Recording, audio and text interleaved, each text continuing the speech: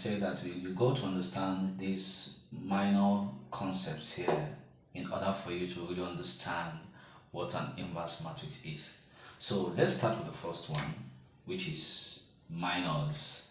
I know I've talked about minors before in my previous videos, but let's just run through it. Okay, now recall that when given a, B, C, let's give 1, 2, 3, 1, 1, 1, 0, minus 1, minus 2.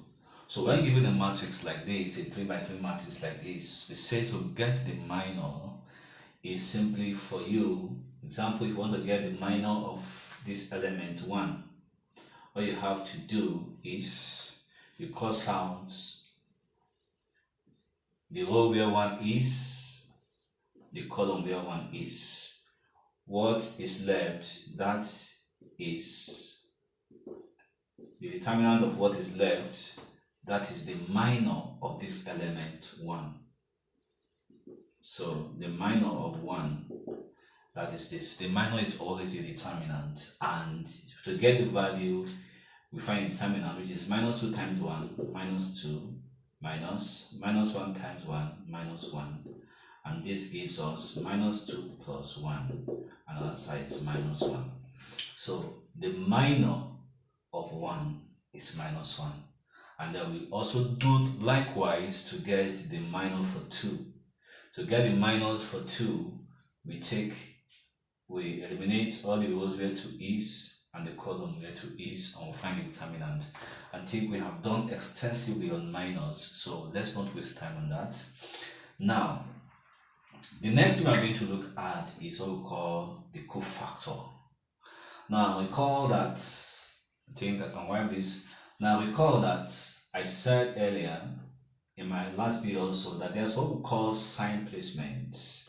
That's what we call sign placement especially when we are dealing with the determinant of a matrix using expansion by minors, that every element are being assigned a sign.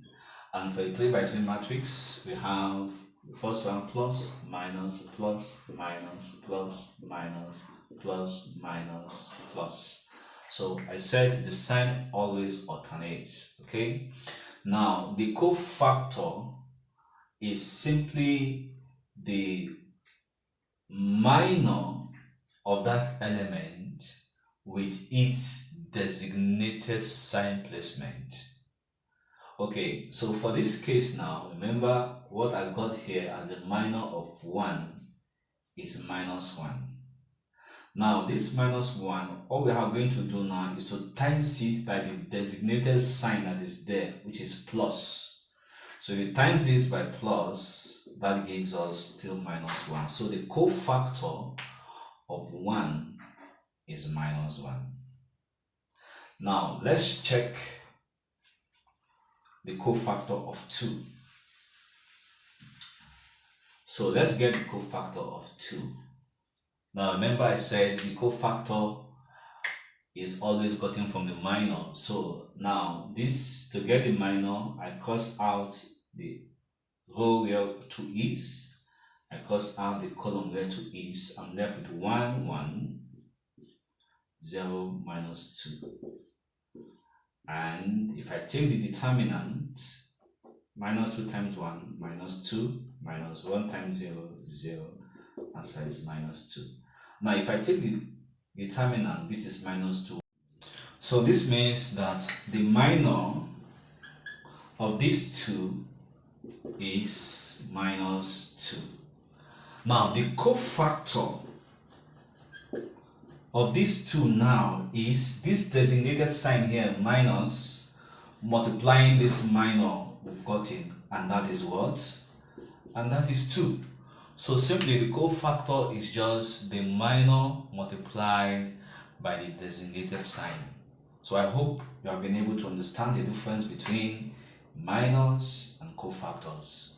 Okay, so let's wrap it up here today. We'll continue from here in our next video.